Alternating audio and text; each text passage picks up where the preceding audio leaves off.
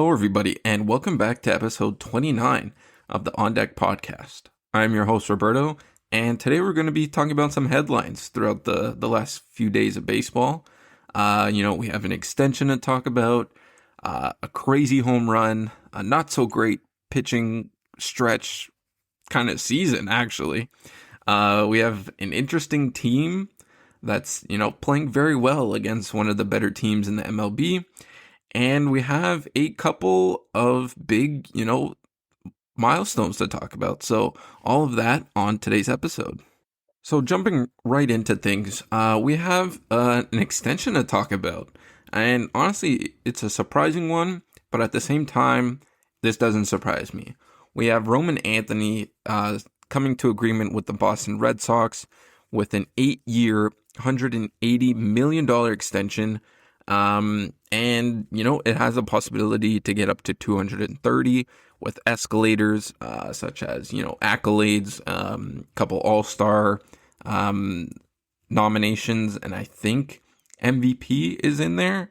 I'm not sure. I have to double check, but this comes to me as a surprise as, we haven't seen much of Roman Anthony in the majors, but at the same time, this is, the Boston Red Sox. They, just before the season even started, had locked up Christian Campbell to a more team-friendly kind of contract. Here, Roman Anthony gets an absolute extension of a lifetime. And I've heard people saying, he left more money on the table if we compare it to other contracts that we've seen around the league. But, for a guy that's as young as he is, and he's proved a lot in the minor leagues in a short period of time, I think, this is generational wealth. And I think this is, a good start for him. And with these escalators to bring it up to $230 million, by the time this contract ends, he's going to be 28, 29, maybe approaching his 30s. And this is going to be, for most people, the prime of their career. So we could see Roman Anthony sign another extension with the Red Sox, or we could see him hit free agency. But, this is a great start to his career right now. And, just under 200 at-bats, hitting 286, only 4 home runs.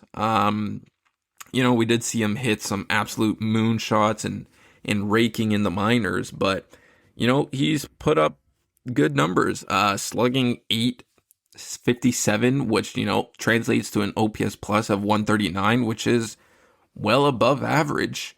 And for a Red Sox team that has a bunch of question marks now in the outfield, of where they want to go direction wise, this is a guy that you can pencil in there for at least the next 8 years. I really like this move for a guy like Roman. I wasn't too familiar with his game to begin the start of the season, and definitely the hype from hitting 7 home runs in 15 games in the minors, including that 500-foot shot.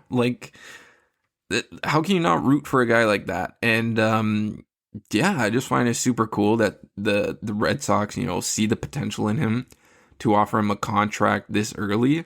And, this is hopefully the start of a couple centerpieces in the outfield for the Boston Red Sox moving forward.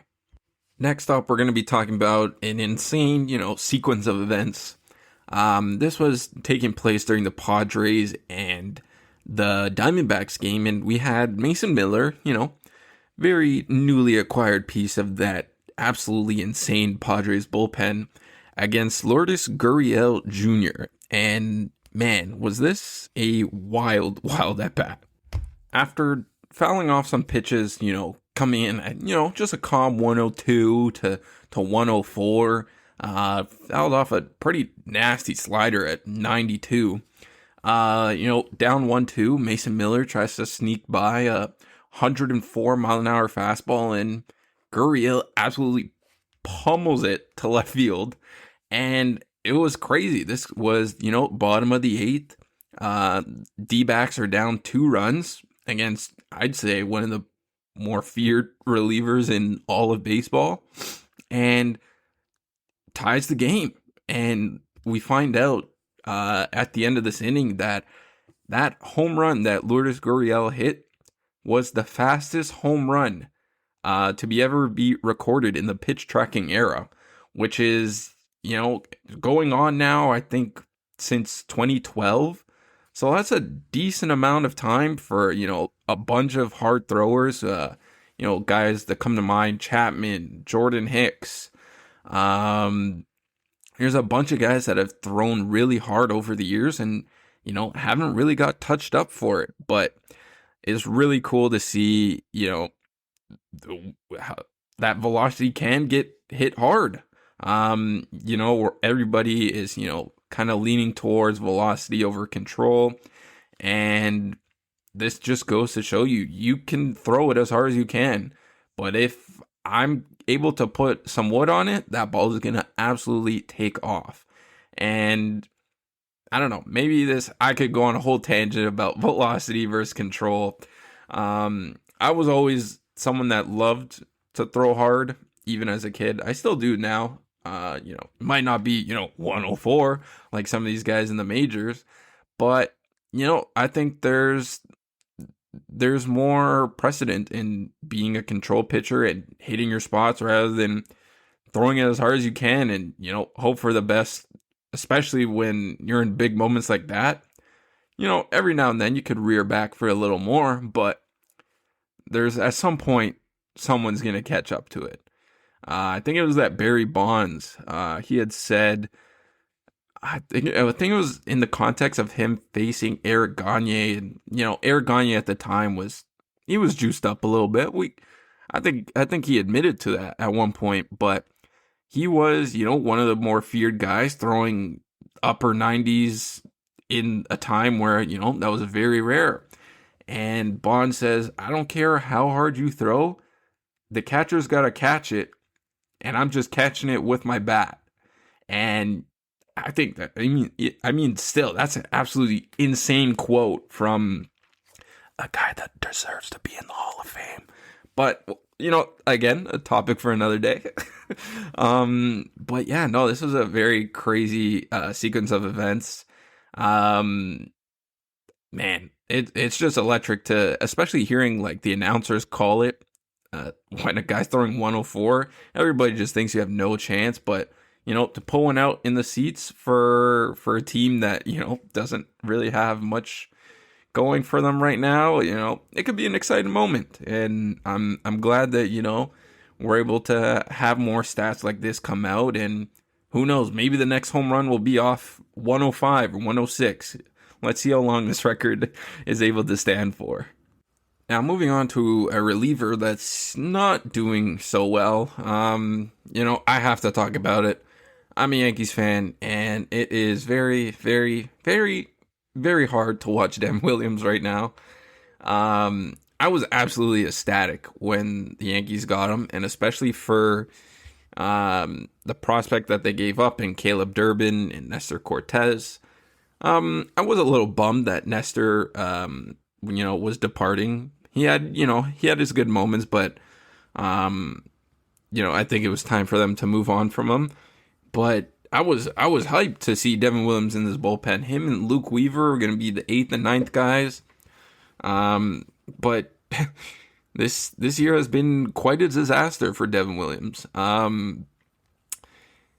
think it was early in the season, he blew a 3-run lead to the Jays. And I was like, okay, maybe it happens. I think that was his first blown save. And then he blew another against the Rays. And then he blew another. And it's just so painful to watch him pitch. The changeup is there, but, because he's only throwing fastball changeup. And he's not locating the fastball at all. And the changeup is more like an 0-2, 1-2, put me away kind of pitch. If he's not getting the fastball across, then he's kind of effectiveless. Like, he has no effect. And, the strikeouts are way down from last year. They were sitting at almost 16 Ks per nine. Funny thing is the walks are down almost a full walk, from 4.6 to 3.8. But if you're just looking at the stats, he's rocking a 5.6 ERA right now in 45 innings. The FIP would say, maybe he's getting a little unlucky. The FIP's at a 3.46 right now. But the crazy stat to me is how many runs he has given up in his whole Milwaukee tenure compared to what he's given up in about 3-4 months being a Yankee. In the last, 3 seasons of him being a Milwaukee Brewer, he'd given up 26 runs. And, when I saw this, this posting on the Yankees broadcast, in just 2025 alone, he had given up 26 runs, 26 earned runs. And he had given up only 26 in 3 seasons combined. Like this, it's absolutely insane. And, you watch his press conferences after the game, and this guy just looks absolutely defeated. Like, he has no answers. He might have no clue what's going on with himself. This is a guy that's been a top 3 closer in baseball before this year. And you would not have guessed that if this was your first time tuning into a Devin Williams appearance in 2025. I can't believe how many times he's been used. In low leverage, he's perfectly fine. But once, a high leverage situation occurs and, based on bullpen budgeting, and, what the matchups are for the Yankees, Aaron Boone will bring him in and he will be an absolute train wreck until the inning is either done or he gets pulled. And the most brutal one had to be the Astros game. First pitch in extra innings, yanks it to the backstop, and it was just a derailment after that. I really hope that Devin Williams can, turn it around, especially with how the Yankees are performing. They need him to turn it around. He's going to be a crucial part of this bullpen if they decide to, kick it in gear and make the playoffs here. But man, it's pretty brutal watching Devin Williams. I mean, call me crazy, but this guy looks absolutely lost. I'd send him down to the minors for, a week, 2 weeks. Get your mind right, get your stuff right, mechanics right, because it's just something doesn't look right with him. It's just there's something off about him, and I think if you can go down to the minors, get your stuff right, kind of clear the mind a little bit, I think that could be good for him coming down the stretch here in the season. And, he can be a deciding factor in that bullpen, I hope, because, with Bednar, Doval, Weaver, I'd say Jake Bird, but he's in the minors right now. It's a good bullpen. And if you had a good Devin Williams from his whole Milwaukee career, this rivals the Padres bullpen as one of the best bullpens in the whole league. So I need Devin Williams to kick it in gear here, and please, I'm asking nicely. The Yankees season hasn't been great. Judge going down wasn't good. Stanton has been absolutely going crazy. He's about to play his 3rd straight game in the outfield, first time since 2022. Shout out Giancarlo Stanton. Did not think he was going to perform this well at all, coming off of, his very odd both elbow tendonitis, but keep doing you, Big G. But anyways, yeah, Devin Williams, please, I'm asking nicely, brother, kick it into gear. Now we're going to be talking about a crazy record, and this has to do with the 2 LA teams. And I would like you guys, we'll see there's been 5 games played between them at the time of recording. There's a team that is 5-0 right now. Which team would you think that is? The Los Angeles Dodgers or the Los Angeles Angels? I'll give you guys a second. Just to think about it a little bit. 3, 2, 1, and call me crazy. Or I'd call you guys crazy if you guys think it'd be the Angels, because I wouldn't think it'd be the Angels, especially how that team has been built the last 3-4 years. It's been terrible. But the Angels are 5-0 against the Dodgers this year. And tell me how that makes sense. Because I don't believe it. But yeah, they've won all 5 games against the Dodgers this year. Even turned a triple play yesterday. Ohtani was up to bat. Comebacker to the pitcher. Throws it immediately to... This was probably the quickest triple play I've ever seen turned. It was a comebacker to the pitcher. Pitcher throws the ball to Zach Neto at shortstop. Zach Neto absolutely fires a seed over to first base. Yeah, that usually you see triple plays. Guy steps on third to second, and then it goes around the horn. But this was a bang, bang, bang triple play, and it blew my mind because it was probably the quickest camera work I've ever seen too. But Angels are playing well, just against the Dodgers though. Just against the Dodgers. Angels are still a really, I wouldn't say really bad team.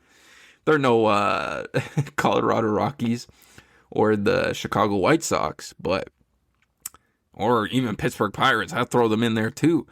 But the Angels are still bad, but they're apparently Thanos against the Dodgers. But that's not going to last very long. I think this is, just a little Cinderella run for the Angels. We might have to come back to this next year to see how they match up against each other. But I don't think this is one that's going to last very long. And, just to round things out here, we're going to be talking about some two big milestones that guys hit. One was over the weekend and one was just yesterday.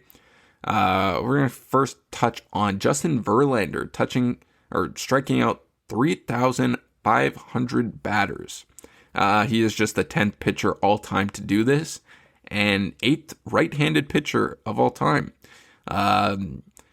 It hasn't been a great year for Justin Verlander, to say the least. I think this is definitely a season to, kind of put in the back seat. If I was him, but it has been 20 years. He is, getting up there in age, just a little bit, little 42 years old, still hucking 94, 95. Seen him touch 96 every now and then, but I know we don't look at wins and losses necessarily, but he is 1-9 with an ERA of 4.5 right now. Not really striking out anybody. Walks are up, home runs are up. I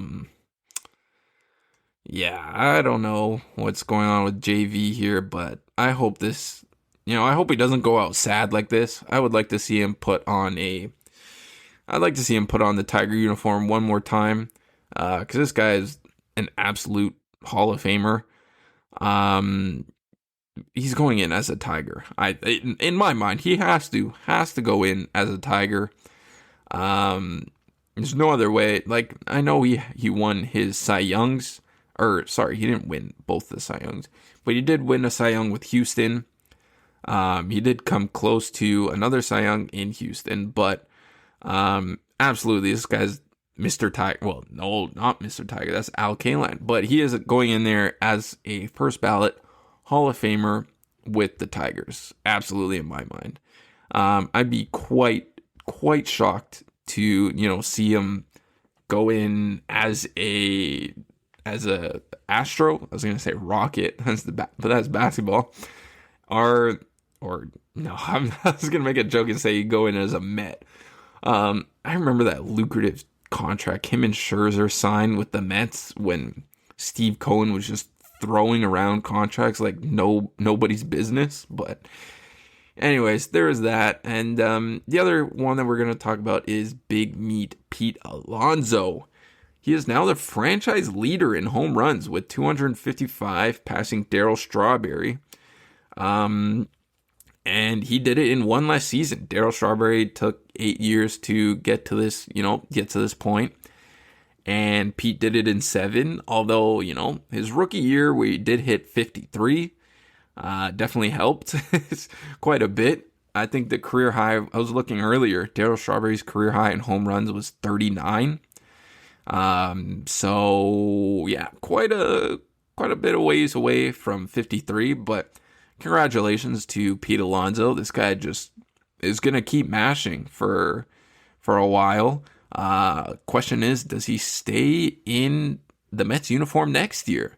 That would be interesting to see. I think he definitely opts out after this year, just to, kind of get the contract that he wanted initially during this free agency. But again, this is another cool milestone. More and more of these things are becoming more rare with how many guys stay with one team. With everybody bouncing around and pitchers not throwing innings anymore. It's crazy that we saw 3,000 strikeouts from Kershaw this year and now 3,500 from Justin. This is probably the last two guys you'll see to ever reach one of these higher milestones. But yeah, it's crazy to see like the evolution of especially a Justin Verlander. This guy had gone through a Tommy John at an older age, and I thought he would have been done after Tommy John. I'm not gonna lie, but he came out and posted an absolute banger of a year in Houston and won the Cy Young. Yeah, it's crazy times during those Houston days for what I thought was gonna be his farewell. Nothing, he didn't win a World Series with either Houston or Detroit, unfortunately. But this is a guy that just keeps on chugging along and putting up innings for a mediocre Giants team. I don't know what direction they're going to be going next year, but again, congratulations to these two guys. I think it's pretty cool. And I hope to see Giancarlo Stanton. I think is probably a year and a half away from 500 career home runs. So I think that'll be the next big cool milestone that we'll see somebody hit. But I'll be waiting for that. But that's going to close out today's podcast. A little short one, going through some headlines just for you guys.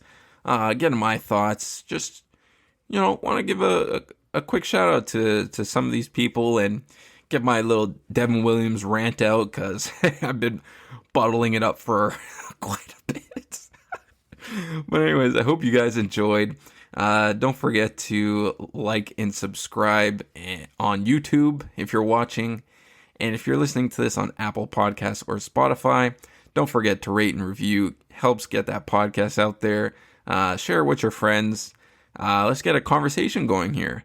Let me know who you think could be the next big milestone, whether you think is big or, it could be a small one, but it could be your favorite player. Let me know down below. But with all that being said, I'll catch you guys in the next one. Thanks.